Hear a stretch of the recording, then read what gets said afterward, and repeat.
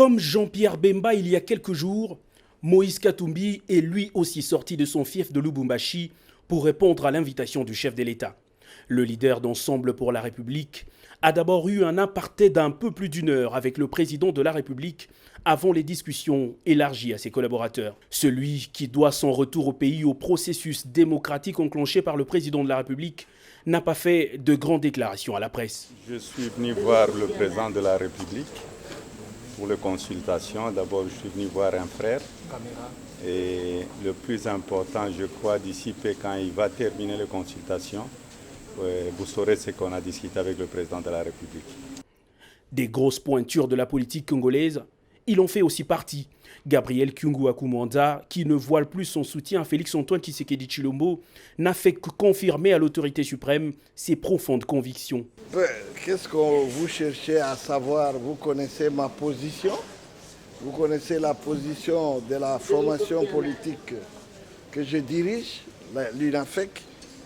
Je suis tout simplement venu transporter et comment dirais-je, transmettre le grand soutien de la population, du peuple de l'UNAFEC à travers toute la République en général et particulièrement le Katanga, le peuple qui a décidé d'accompagner le président de la République afin qu'il ne puisse pas trahir la cause de la population.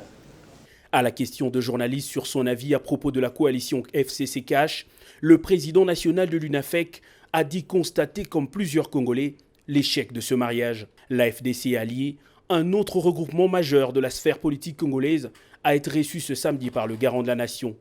Modeste Bahati Lukwebo, qui le conduisait, affirme avoir déballé le contenu de leur plan de sortie de crise avec le président de la République. Nous avons fait un plaidoyer pour la paix, la bonne gouvernance, gouvernance politique, gouvernance économique, gouvernance climatique, gouvernance diplomatique et sécuritaire.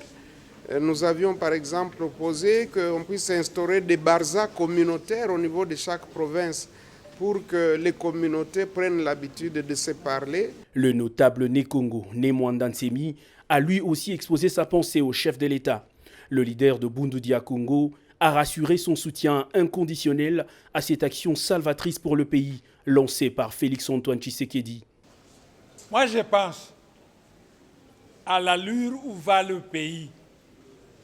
Je demande qu'on mette à la gauche et à la droite de mettre quelques glaçons dans son verre de whisky. Outre les politiques, les artistes musiciens ont eux aussi répondu favorablement à l'invitation du chef de l'État. Josarnio Kalongo, Blaise Boula, Evoloko ou encore Paul Balenza rêvent eux aussi d'un Congo nouveau. C'est une première depuis que notre pays est Congo, qu'une autorité convie les artistes musiciens que nous sommes à participer à une consultation. Nos papas, nos aînés qui étaient à la table ronde, ils étaient partis, même pas pour participer, ils étaient partis pour agrémenter la table ronde.